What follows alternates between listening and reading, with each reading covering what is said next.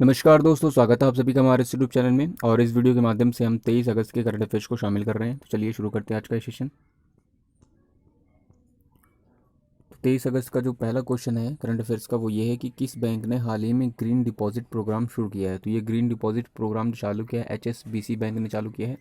आपको बता देते हैं ग्रीन डिपॉजिट प्रोग्राम क्या है। तो बता देते हैं कि ये जो कार्बन इमिज़न है और जो है सस्टेनेबल इकोनॉमी को प्रोत्साहित करने के लिए इनिशिएटिव चालू किया गया है। नेक्स्ट प्रश्न की तरफ मूव करते हैं। तो नेक्स्ट प्रश्न है हमारे पास, किस संस्थान ने प्रतिष्ठित मौलाना अबुल कलाम आज़ाद ट्रॉफी जीती है। तो ये जीता है पंजाब विश्वविद्यालय चंडीगढ़ ने।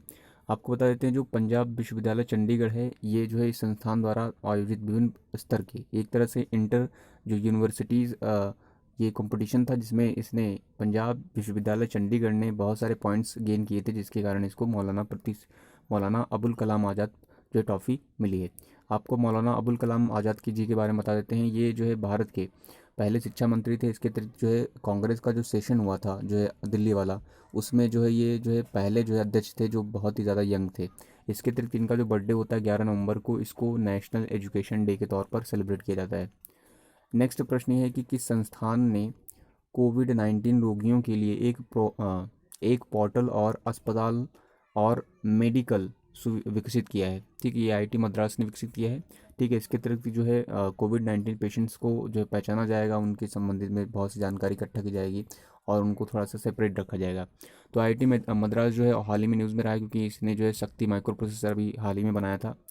नेक्स्ट प्रश्न की तरफ मूव करते हैं। नेक्स्ट प्रश्न हमारे पास है, किस मंत्रालय ने नई उड़ान योजना शुरू की है। तो आपको बता देते हैं नई उड़ान जो योजना है, इस योजना के अंतर्गत जो अल्पसंख्यक समुदाय के जो विद्यार्थी हैं उनको जो सिविल सेवाओं में जो है तैयारी के लिए उन्हें आर्थिक तौर पर सहायता दी जाएगी। ये चालू किया है केंद्रीय अल्पसंख्यक मंत्रालय ने। आपको बताना है केंद्रीय अल्पसंख्यक मंत्रालय किसके अधीन है। नेक्स्ट प्रश्न ये है कि यूथ एंड कोविड-19 impacts on jobs education rights and mental wellbeings, ये नामक रिपोर्ट किसने जारी की है। तो ये रिपोर्ट जारी की है आईएलओ ने। आईएलओ का फुल फॉर्म है इंटरनेशनल लेबर ऑर्गेनाइजेशन। इसकी स्थापना जो है 1919 को की गई थी 1 मई को, और इसका हेडक्वार्टर जिनेवा स्विट्ज़रलैंड में है। और हाल ही में 2019 में इसका जो है 100वां स्थापना दिवस सेलिब्रेट किया गया था। तो जो आईएलओ ने इस रिपोर्ट में जारी किया है कि बताया है कि करीब जो विश्व के 50% जो यूथ हैं यानी जो युवा हैं वो कहीं ना कहीं तनाव और अवसाद से ग्रसित हैं। इसके अतिरिक्त इसी रिपोर्ट के अनुसार करीब 38% जो युवा हैं उनको अपने भविष्य के बारे में यही नहीं पता कि आगे क्या होने वाला है। नेक्स्ट प्रश्न ये है कि केंद्रीय कैबिनेट ने एएआई यानी एयरपोर्ट अथॉरिटीज़ ऑफ इंडिया के तहत कितने एयरपोर्ट को निजी सार्वजनिक भागीदारी के तहत अडानी को लीज पर दे दिया है। तो गवर्नमेंट ने अडानी को लीज पर दिए हैं 3 एयरपोर्ट।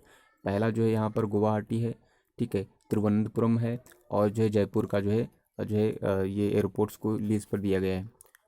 3 एयरपोर्ट दिए गए हैं। उसके अतिरिक्त बहुत सारी ट्रेनें भी मतलब लीज पर दी गई हैं। बहुत सी चीज़ें लीज पर दी गई हैं, आपने न्यूज़ में देखा भी होगा, सुना भी होगा। नेक्स्ट है एनआरए यानी नेशनल रिक्रूटमेंट एजेंसी की स्थापना किस अधिनियम के तहत की गई। तो जो एनआरए है नेशनल रिक्रूटमेंट एजेंसी, ये जो है जो विभिन्न डिपार्टमेंट्स में गवर्नमेंट डिपार्टमेंट में जो वैकेंसीज निकलती हैं, नॉन टेक्निकल पोस्टें होती हैं बी और सी की, ग्रुप बी और सी की, उसमें जो है एक कॉमन सा जो एग्ज़ाम करवाएगा जो 1 साल में 2 बार कंडक्ट करेगा, और जो उसका स्कोर कार्ड रहेगा वो 3 साल तक के लिए वैलिड रहेगा। इस स्कोर कार्ड का इस्तेमाल जो है सरकारी जो संस्थान करेंगे। इसके अतिरिक्त प्राइवेट जो है संस्थान भी जो है जॉब्स के लिए कहीं ना कहीं जो है उसका इस्तेमाल करेंगी। तो ये जो एनआरए की स्थापना की गई है गवर्नमेंट ने, वो सोसाइटीज़ रजिस्ट्रेशन एक्ट 1860 के माध्यम से की गई है। नेक्स्ट प्रश्न ये है कि हाल ही में विश्व स्नूकर चैंपियनशिप 2020 किसने जीती। तो इसको जीता है रॉनी ओसुलिबान ने। रॉनी ओसुलिबान ने जीता है ये स्नूकर चैंपियनशिप।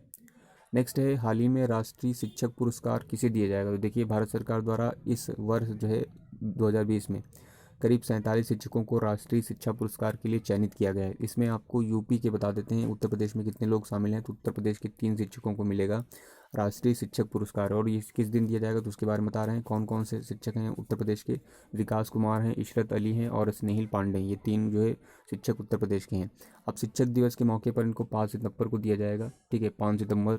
और शिक्षक दिवस क्यों मनाया तो आपको बता देते हैं जो एस राधाकृष्णन थे, जो है पहले उपराष्ट्रपति और सेकंड जो है राष्ट्रपति देश के, उनको उनके जन्मदिन के उपलक्ष्य में उनके जन्मदिन के उपलक्ष्य में ये शिक्षक दिवस ऑब्जर्व किया जाता है।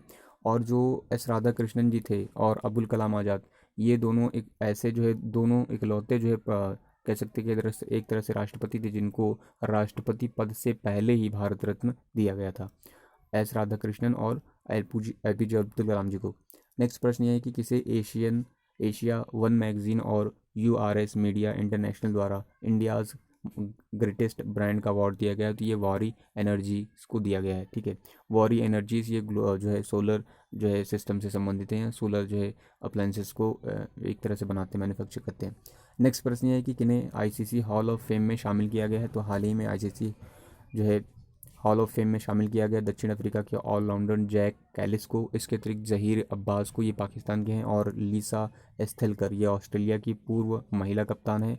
और जो लीसा एस्थेलकर हैं इनका जन्म जो है अ, इंडिया में हुआ था और इंडिया के पुणे शहर में हुआ था। ठीक है, नेक्स्ट आपको फैक्ट कुछ बता देते हैं। जो आईसीसी है उसका फुल फॉर्म क्या है? ICC the international cricket council है इसका, आईसीसी का full form the international cricket council. इसका जो है सीईओ हैं वो मनु साहनी है, उसका हेडक्वार्टर है वो दुबई में है।